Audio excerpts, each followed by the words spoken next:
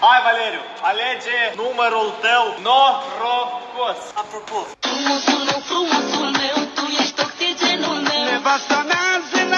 am văzut acest videoclip care m-a întristat foarte tare, însă voi trebuie să știți un singur lucru. Poate nu azi, poate nu mâine, dar într-o zi eu o voi cere de soție pe Andreea Bostănică și voi tot veți vedea asta.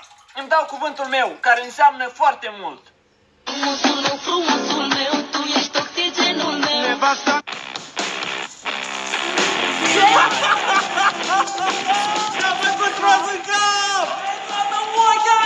Pentru că mi-ai turnat vopsea în cap, avem un mesaj pentru tine.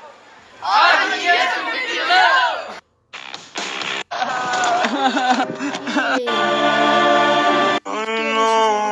Practic, Adi pilău. Nu accept nici așa. Prieteni, nu pot să cred, acest moment a venit! Aici este locul în care stă Andreea Bostănică. Voi intra și o voi vedea pentru prima dată în viață. Nu știu ce reacție va avea. Andreea Bostănică! Salut! Salut! Spune Valeriu! Prieteni, nu pot să cred, acest moment a venit. Aici este locul în care stă Andreea.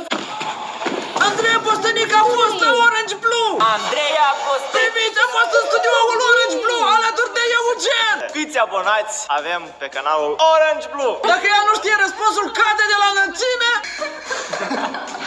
Unde e ea? Oh, oh, nu! Nu, s-a lovit foarte grav! Și nici măcar nu o ajută! Uite, se uită toți la ea!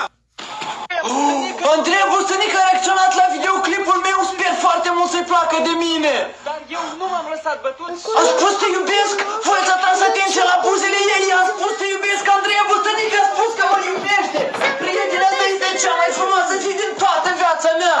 Foarte frumoasă! Și uitați-vă, într-adevăr, este foarte, foarte frumoasă! Wow!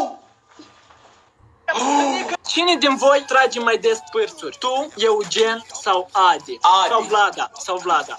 Adi. Adi trage pârțuri? Pentru că el nu are miros și trage ca noi să le mirosim. Cine din voi trage... Dar nu vreau să merg la altceva, eu vreau să merg la Orange Blue. Ia. Cine este mai frumoasă? Andreea Bostănică sau Iuliana Beregoi? Amândouă. Igor, așa nu merge, tu trebuie să alegi. Iuliana Beregoi sau Andreea Bostănică? Так, vreau să zic că Andrei Bostănică. Eu tot așa cred. Andreea Bostănică este mai frumoasă. Corect, Igor, bravo! Bravo, Andreea Bostănică este mai frumoasă. Cine este mai frumoasă? Andreea Bostănică sau Iuliana Beregoi? Amândouă. Igor, așa nu merge, tu trebuie să alegi. Iuliana Beregoi sau Andreea Bostănică? Ia.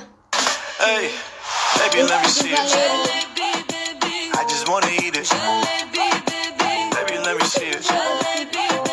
Oh, I really need it. Oh, baby, let me see it. Hey, baby, let me see it. I just wanna eat it. Baby, let me see it.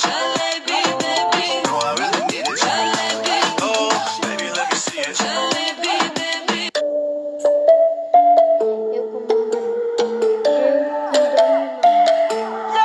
Eu pot așa, așa, așa și așa, eu pot așa. Că trebuie să merg la școală.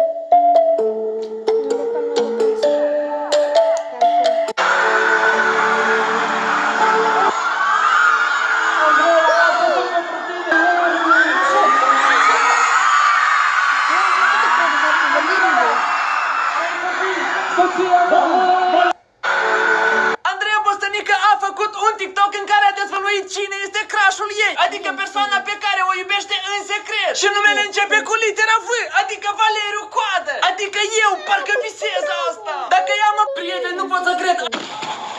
Andreea Bostănică a fost la